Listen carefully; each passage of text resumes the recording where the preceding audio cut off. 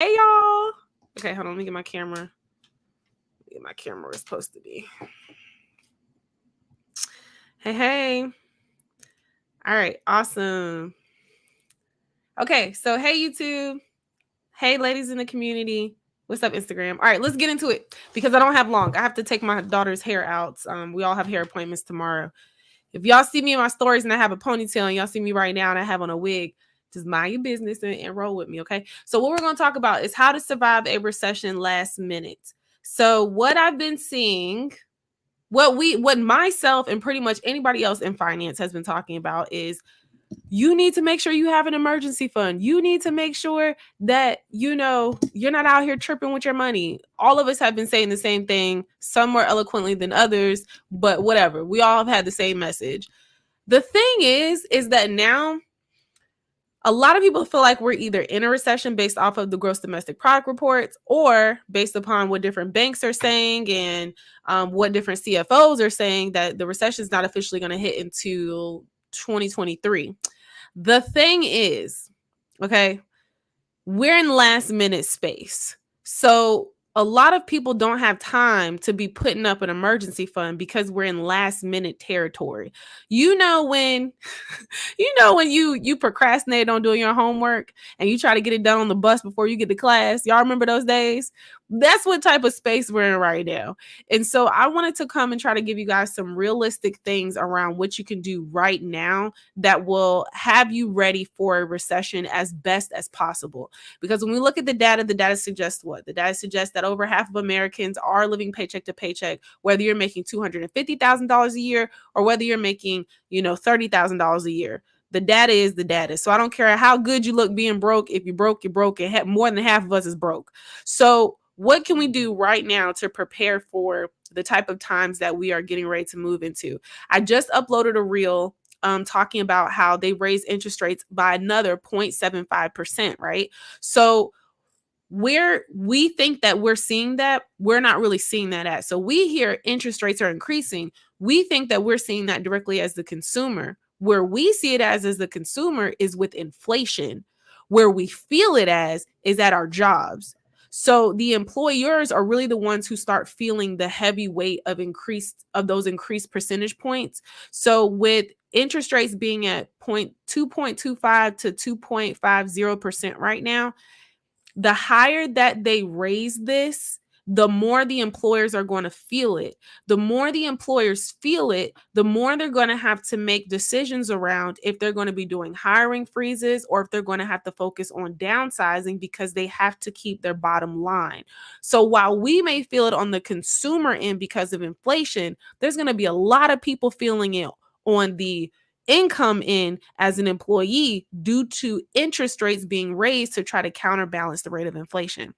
So we're feeling it right now, but come 2023, we're going to really be feeling it. And so what I want y'all to do is to prepare yourselves accordingly if you have not already done so, right? So the finance gurus out there say that you should have an emergency fund at the amount of $1,000 at the minimum. Okay. The reason why they say this, I don't know, because most people's rent right now is over $1,000. If an emergency happened to you, $1,000 usually is not going to cover it. But because you may not have it right now does not mean that you can't figure out how to get it. One of the things that I always talk about is if your back is against the wall and you have to make a way out of no way, 9 times out of 10, you're going to figure out a solution to your problem. But the issue that I'm finding is that not many people are really seeing a problem right now because we're comfortable in the space that we're in and we don't feel it yet. But what I want y'all to do is start putting some more pressure on yourselves so that you can have that safety net that you need. So some ways that you can do this, if it doesn't fit within your current budget, if you have a budget, if it doesn't fit within your current financial plan, I want you to start looking at some of the things that are going to thrive during a recession. There are key areas that are always going to be okay no matter which way the economy is rolling, okay? It's going to be real estate, which is going to go fine during a recession. As you can see, everything has gone up. Real estate people are reinvesting their money. They're figuring out how their assets are allocated because our rents have gone up. The mortgage costs have gone up. So real estate is fine right now. Healthcare is always going to be fine. Anything that's dealing with the food industry of what our staples are, things that we're going to purchase regardless within the food industry, they're going to be fine, as well as transportation. So if you're someone who's saying, I need to have additional sources of income in order to make sure that I have something stacked off to the side, these are some areas that you should look at for maybe a part-time job, or maybe try to pick up a side hustle around, so you can have that security for yourself outside of your paycheck. Okay, I know a lot of people are going to encourage y'all to going into starting your own business, but to be quite frank, starting your own business is very stressful if you don't know what you're doing. And I would much rather, if you have an employee mindset, you go into your own schedule and you figure out where your free time is, and you go and you find yourself a side hustle, you find yourself a part-time job that fits within that. So you're not trying to spend out all this money with the potential of earning more money, but that you're actually capitalizing off of the free time that you have available. Because right now is not the time to be playing around. Right now is not the time to be experimenting, especially if you have children. Right now is the time to really do your level best to protect what you have and put money aside so that what you have is going to be okay. So if you guys haven't done this already, we're past spring, but go ahead and do some summer cleaning. Make sure that you go ahead and start saying, you know what, these are things I really don't need anymore. Stop giving them to Goodwill as saying, I'll use this as a tax deduction if you don't have your emergency funds saved up. If you don't have them saved up, y'all to start selling some stuff on Facebook Marketplace. There's some other places that they have as well, but do a yard sale if you haven't done a yard sale, or even take your things to Play-Doh Closet and let them give you whatever money they're going to give you for stuff you were going to get rid of anyway. Because if you're going to give it away for free at this point in time, whatever Play-Doh's Closet is not going to take, you can actually go ahead and donate it anyway and get your tax deductions, but try to get something for your things. There's many of you. Oh, hey y'all. Okay. There's many of you who have yet to do this, who just go through your house and say, dang, I haven't used this in like 2 years. I have used this in 6 months. Let me see if there's somebody else that wants it. And don't try to sell it for the value of what you bought it for. Just try to sell it and get something off of it and make a decision that that money is going to go to your savings account. That money is going to go to some sort of high interest bearing account so that you can start putting some money up. Okay. Then what I want y'all to do outside of that, doing that is try to get your interest rates reduced on any debts that you have. So one of the things that I do with the ladies in my company, Chantel, one of the things that I do with the ladies in my program or in my community is I have them go through and we call every single creditor that they owe money to. And we just get on the phone and we ask them if there's any opportunities for them to lower their interest rate. Reason being is because when your interest rate is higher, you're paying more money out. So, like y'all may have credit card bills and you're saying, well, right now I can only afford to pay the minimum. Well, you're paying the minimum on a credit card that has an interest rate of 23.99%. So if you give them a call, because of the pandemic, a lot of these credit card companies are very willing to lower your interest rate temporarily, but you have to make sure you get on the phone with them. You have to make sure you understand what the terms are around them reducing those rates and see how that's going to best benefit you. So when you get on the phone with them, say, hey, I've been very financially impacted by the recent events of the economy. Is there any possible way that we could lower my interest rate? I've seen people's interest rates get lowered from 23.99% down to 12.99%. I've seen their interest rates get lowered. Some got it lowered to like 7%. So you don't know what you don't know, and you don't know if you don't try. So I would definitely try to get those lower, because the lower you can get those interest rates, then what you're paying on whatever debt that is can also increase, because it's counterbalancing what you're paying towards the interest. Does that make sense? So make sure that y'all do that. Okay, this is the last minute, like, we trying to get ready for this recession. What can we do type of stuff, okay? Then I want you to call all the companies that you're paying bills to. So if it's your gas company, Georgia Natural Gas was charging me something like, they want to charge me like $1 and some change per therm at one point in time.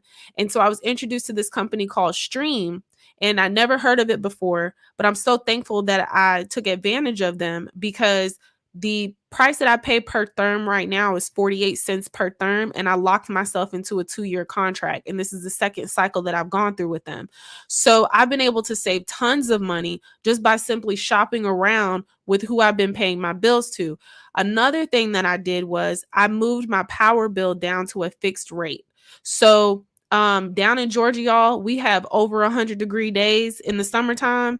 And so sometimes those power bills can go upward of $300 to $400 depending on how many people are in your household. Well, for me, what I did was I called them. I said, hey, can you average out my bill?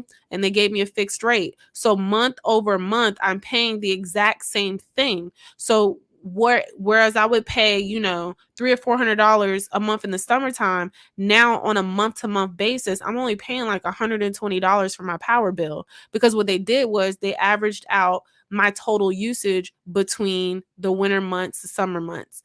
And so that works for me because it makes my budget easier to stick to when I have consistency in my bills. Another thing I want y'all to do, there's so many of you guys that are paying way too much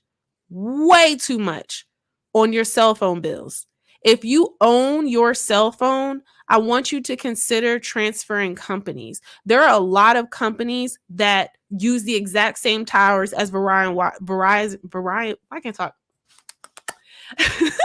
There are some of the exact same companies that use the towers that Verizon Wireless and AT&T use. For example, Walmart, their phone service company, uses the exact same towers as Verizon Wireless. Mint Mobile, they use the exact same towers as some of the I think it's AT&T towers or Verizon Wireless towers. But because you may have a bill with the company themselves, you're tied in directly to them, so you're paying like $180, $200 a month for your phone bill when you don't need to do that. My mother is very well off, and she still goes to Walmart for her phone service because she's not paying over $40 a month for her phone service. So just think about, like, what are you paying for your phone bill? Do you actually need to be paying that, or are you just paying that because the company is telling you to pay that? So if you can do it for your cell phone bill, you can do it for your power bill. If you can do it for your power bill, you can do it for your gas bill. If you can do it for those bills, you can do it for Hulu, Netflix, Disney Plus, all of them. Which brings me to my next point. Do you really need all of those subscriptions that you have? Because if you're working 8 hours a day, spending an hour driving to work, an hour driving home, that's 10 hours a day minimum. Usually we're looking at 12 to 14 hours because out of your day that's spent at work. When you get home, at most, you're probably watching anywhere between an hour to 2 hours worth of TV if you're that type of person that watches TV. So why do you need Hulu, Disney Plus, Netflix, Amazon TV? Why do y'all need all of that? Take a survey and say, which of these am I actually dedicating time to? And whichever ones that you really are just like, oh, I kind of just watch this when I watch it, you need to get rid of it. Because if it's not feeding into your safety net, it's taking from your overflow to put in your safety net. And right now, we don't have time to be playing games with our money. We're already fighting inflation at 9.1%. Some of y'all already got to go and start showing up on time to work, so you're not one of the people that are let go of when they start doing these layoffs and they start doing these hiring freezes, right? So start protecting your money and start putting that up. Let's see here. So with these jobs and these side hustles, I'm gonna make sure I get back to this. If you guys don't have your free resources with me already, I put my free side hustle guide in my freebies. I think it's in there. I'm pretty sure it's in there. If it's not, y'all DM me, because there's a lot of you guys who have your freebies. If it's not in there, DM me and I'll make sure I get it to you. But it is a whole list of different side hustles that I put together for y'all that have side hustles that pay out same day, side hustles that can go with your schedule or whatever the case. So you can go through and just look at what's going to fit with what you have going on with your life. And you can click on whatever link is corresponding with that side hustle and you can go and apply for it or whatever. Now, none of this stuff I'm affiliated with. So I don't get any type of payments or anything like that from it. It's just a resource that I created because I wanted to help y'all. So if you're in the position and you're like, dang, I really don't have any money put to the side, I really have not done a good job of saving the money that I put away, or keeping it in savings, the money that I put away, then you need to start thinking about bringing some additional income, because there's a problem that you have. You either have an income problem or you have an expense problem. And some of you have both. Some of you are saying that whatever you have is based off of, like, oh, I budgeted, so I know that my bills are going to be covered by the job that I work. But what you have yet to budget for is your actual lifestyle. And if you're not willing to negotiate what you're doing with your lifestyle, then you have an income issue, because you're going to need additional income to build that actual savings up. If you're saying, okay, I can definitely recognize that I've been a bit too bougie with my expenses and I definitely need to dial back, then you need to go sit down and write out a list of the things that all of your expenses have gone to and determine what you need to be checking off of that. Maybe instead of getting waxes, you downgrade to Nair for a little while, sis. I know, for a little while, right? Because waxing can go up to $85, but Nair is like $4, $4 or $5. So maybe temporarily, to get your savings to where it needs to be, you can make those adjustments.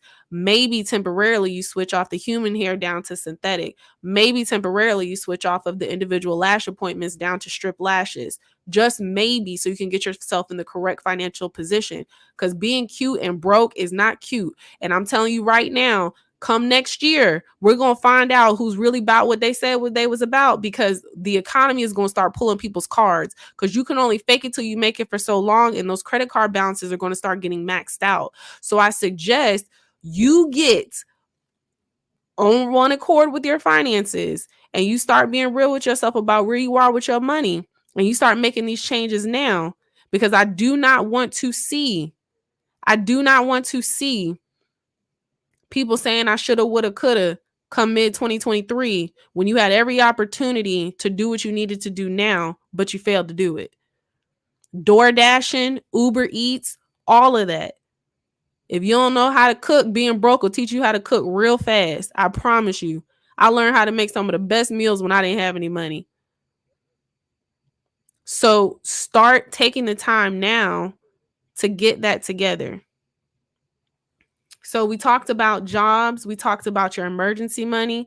We talked about making sure you sell what you don't need, going through it, right? We talked about trying to get those interest rates reduced. We talked about getting the bills reduced. And it doesn't take long, y'all. Take just a couple of hours out your day. Just take a couple of hours out your day and just start calling these places. Start writing down a list of these things. Some of y'all have some really nice things. I am sure that you could probably start your own little Instagram page for and sell whatever clothes you can't fit and all of that.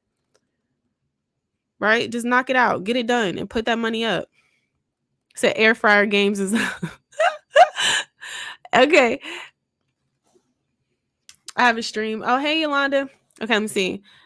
I'm an extreme saver. That is wonderful. Maintenance is so expensive. Maintenance is expensive, but can you afford, like, not saying you particularly, but if you can't afford the maintenance for yourself, being broke is more expensive. You know what? I will tell you one thing. Being broke is very expensive. Okay. Being broke is expensive, and being broke is hard. And working towards not being broke is also hard, but both are hard. So you better choose the right side of hard. Because either you're going to feel the effects of not doing it, or you're going to get on your good horse and you're going to figure it out. But either way, it's both going to be hard. I'd rather you do the hard stuff now and be happy later than keep pretending now and then be in a hard position later. Because government funding is going to decrease. There's only so many times they're going to continue to raise that ceiling. Inflation's out the wazoo. Interest rates are continuing to rise. Employers are feeling the effects, which means employees will soon feel them. And middle class is slowly fading away. So I am hoping that y'all are getting it together. I really, really, truly am.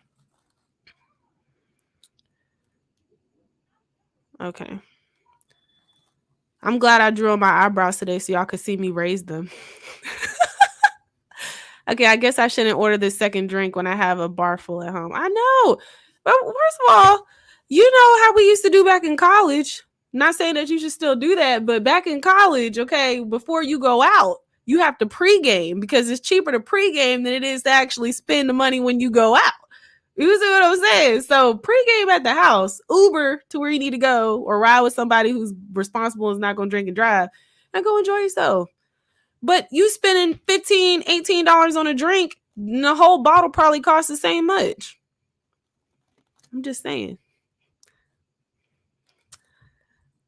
What about debt consolidation? Okay, perfect. So I'll cover this, and I need to go because I have to finish doing what I was doing with my daughters. I tried to slide in here, y'all, while they got in the shower. Okay, let me see. These drinks are so watered down and overpriced for no reason. Exactly. Okay, yes. All right, let me hold on, y'all. Hold on. Okay, here we go. One of the questions, people who are watching the stream, one of the questions is, what about debt consolidation? So debt consolidation is good only if you've written out all of the creditors that you have to pay to on a monthly basis, or the debtors that you have to pay to on a monthly basis, and you're listing them out and you're saying, okay, every month I'm spending $500 a month on the minimum payments to pay off, to keep myself in the green with these different companies, right? And then you notice that if you do a debt consolidation, let's say with a credit union, and they're offering on a 72 month repayment plan that your payments are going to be $300 a month at a lower interest rate than what all of those would be combined, right? So that would be a good reason to do a debt consolidation, because now what you were paying the minimum just to keep the people off your back, in total $500 on those credit cards, you can then take that $500 and pay it towards that one debt consolidation, not saying, oh, woo, yes, Lord, all I have to pay them is $300. No, what you want to do is you want to use the exact same amount you were paying on all those minimum payments on the individual cards that totaled up to $500. You want to then go to the debt consol and ask them to stretch out your payments as far as they can, because that's going to reduce your payments as low as possible. And so what you want to do is take that exact same amount, that $500, and you want to apply it to that debt consolidation. So you're going to get the debt paid off sooner, because when you go to the bank or you go to the credit union, they're going to say, would you like to do a I think it's transfer something. I'm trying to remember what it is, but they put all the accounts that you owe on there. And so let's say your debt consolidation is $10,000 or $30,000. They're going to list the account numbers of all the companies that you owe, or the credit card companies that you owe.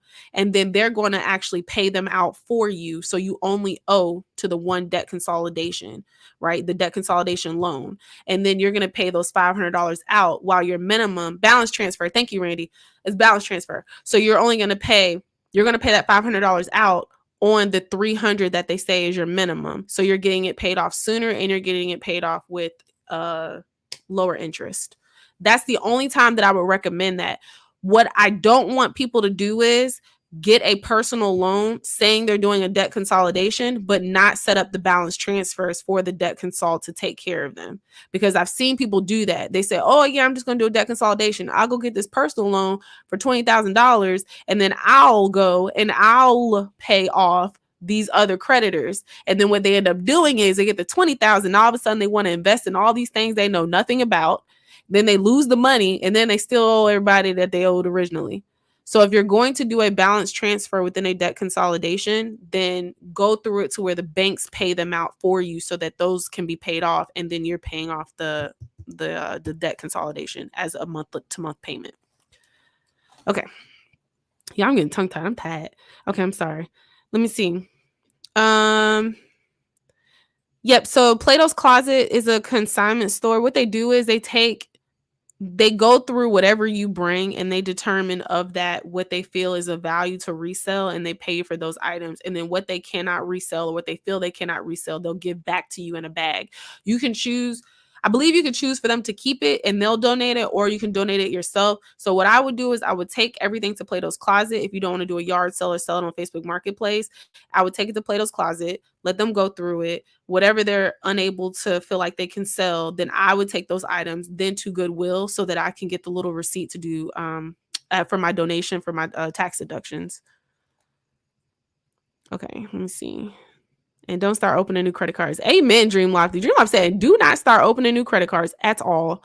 Refinancing your car a good thing?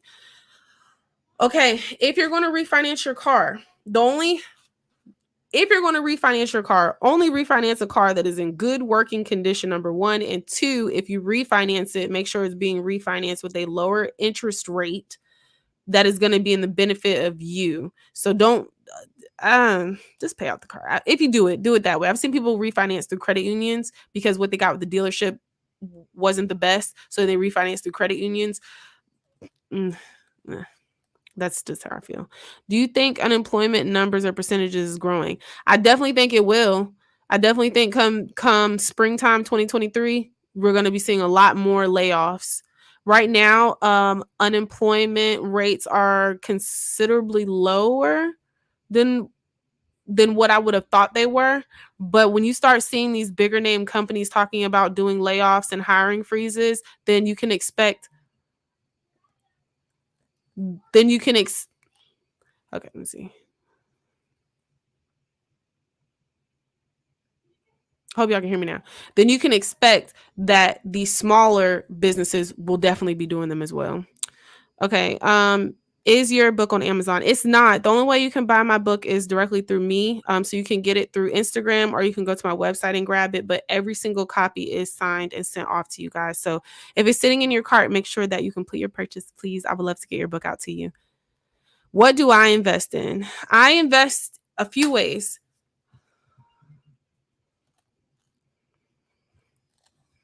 Okay, hold on. I'm getting a phone call. Hold on, y'all. Sorry. I invest a few ways. So I invest with a mixed portfolio. I have a self-managed stock portfolio. I invest in cryptocurrency. I have an index fund portfolio. And I have a self-employed 401k plan, which I also have it through my Roth IRA. So let me see.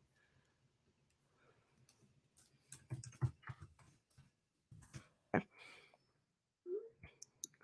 Sorry. I want to know how to invest. So good news, y'all. For all of you who are asking about investing, I'm actually putting together a stock investment class. So a stock one-on-one class for y'all. So I'm going to go over all of the basic terminologies. I'm going to go over market structure. I'm going to go over fundamental analysis, technical analysis. I'm going to go through the works because individually investing into stocks is more complicated than people would like to play it to be.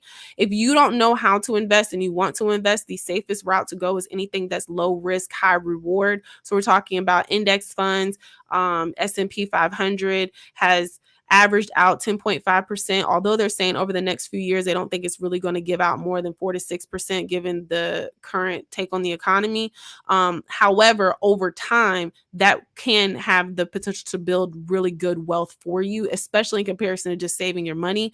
Another thing right now is I-bonds. So I-bonds have an average return of 9.62% currently. It'll be reevaluated in a few months here, but right now it's still beating the rate of inflation. So these are low risk, high reward versions of investing your money. If you don't know anything about the stock market and all you're saying is you like this company, you want to buy into this company, you need to know so much more about how to invest. And I don't encourage anybody jumping into investing that way. We just hear the idea of saying, I should be investing into stocks because that's what's going to build wealth. But actually, individually investing into stocks is very high risk involved because you don't know, if you don't know anything about the company, you're not understanding their fundamentals, you don't know the language in which you're speaking, you don't know the technical analysis around the company, then investing in it is really not going to benefit you, especially if you don't have an exit strategy for whatever you're investing into. So what I would suggest is if you're totally brand new and you're just really nervous around that and you feel like you don't have the time to study those type of things, then I would just suggest you look into low risk, high reward styles of investing. Okay. I can send you the website for the I-bonds. It's a government website. Let me see. No, I'm not a licensed broker, so I cannot restructure anybody's portfolios. I can't do that. I won't even do that, John, but by the head be locked up. Okay, any comments about cryptocurrency? Do you think it will get better? I definitely think that there are such cryptos that have some great use cases. I'm still invested into Bitcoin and Ethereum. I have about 13 different cryptos that I'm currently invested into. Ethereum and Bitcoin are my two favorites. Ethereum, I'm more actually heavy on than I am Bitcoin. So on a month over month basis, I do have something in my budget that is allocated to go over to cryptocurrency. Yeah, I can't, if I put the website here, y'all, it's not going to do anything because you can't click on it. but it's like a long website. So just message me. It's a government website. I'll just send it to you. Just DM me and say you wanted the iBonds website. But you got to DM me, please. I can't do it like this. It's not going to work. Okay. Let me see. All right. So I need to be going because I have things I got to do with my girls. But did y'all find value in today's live? I want to try to give y'all some last minute things that will help you. Also, y'all, we have about 20 new ladies who are coming aboard in the community. So if you're thinking about it, come on aboard. This is where all the recordings go. I don't save any of my lives on Instagram because I put all of them into the community.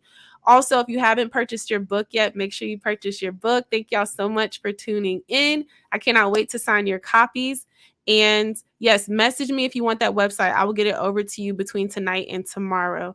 Y'all stay bougie, continue to live balanced, and I'll talk to you soon. Bye.